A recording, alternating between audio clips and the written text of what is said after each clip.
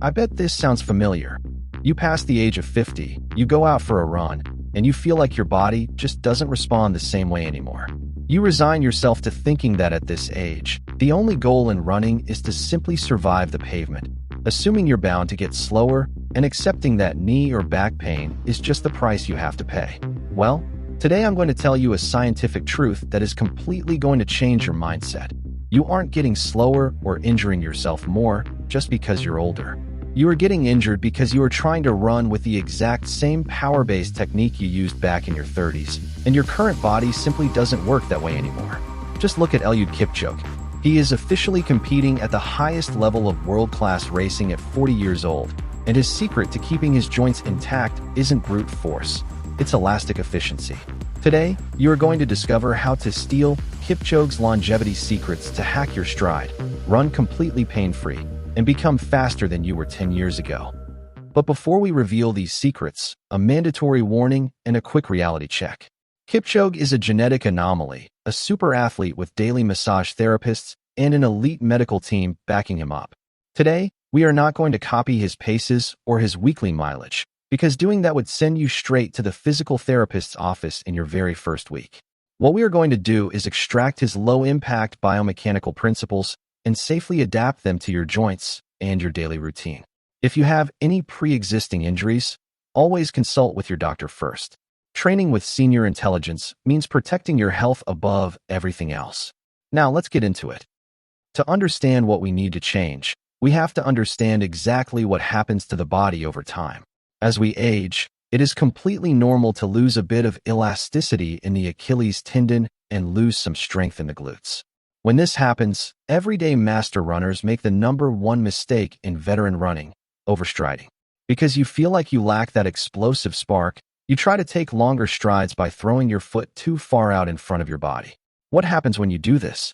Your foot impacts the ground heel first with a completely straight leg. Biomechanically, this is the exact equivalent of slamming on your car's brakes while pressing the gas pedal. The shockwave of that impact is not absorbed by your muscles. It travels straight up like a hammer blow to your ankle, your knee, and your lower back. You are actively destroying your joints with every single stride. Kipchoge never runs like this. He applies 3 pillars of runner eternity that you are going to start using tomorrow morning. Pillar 1, the Cadence Check-up. Less impact, more steps. To save your knees, I'm not going to ask you to run faster.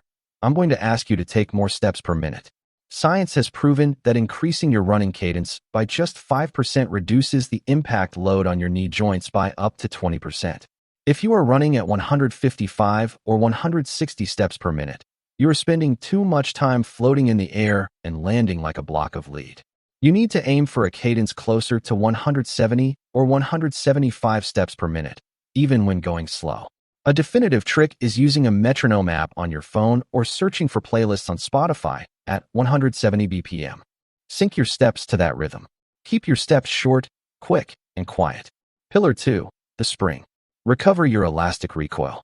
The best marathoners on earth look like they are floating because they use their tendons like springs. Pure elastic energy.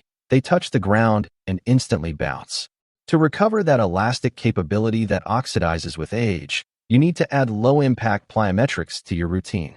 You don't need to do giant CrossFit box jumps. You only need 2 simple exercises in your weekly routine. Pogo jumps.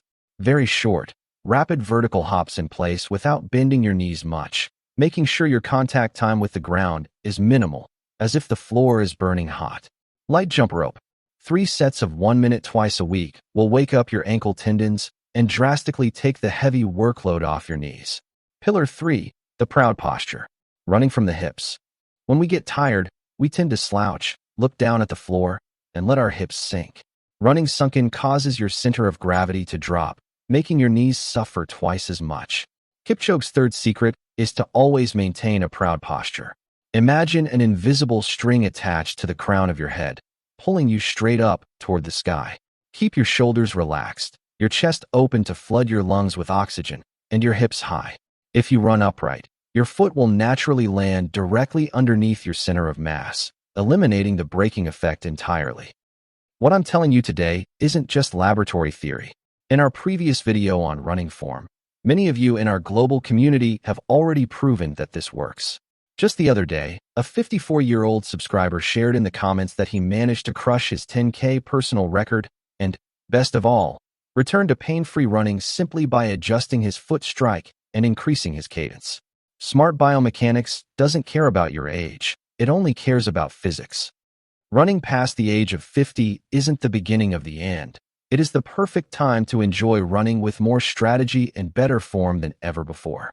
The pavement is not your enemy if you learn how to use your body's natural springs, exactly like Eliud Kipchoge does. Now it's your turn, and I want to build a helpful community space down below. What specific area or joint usually aches or feels tight after a long run? Drop a comment below. If this video helped you out, smash that like button, subscribe to the channel so you don't miss our next smart training session, and I'll see you on the track.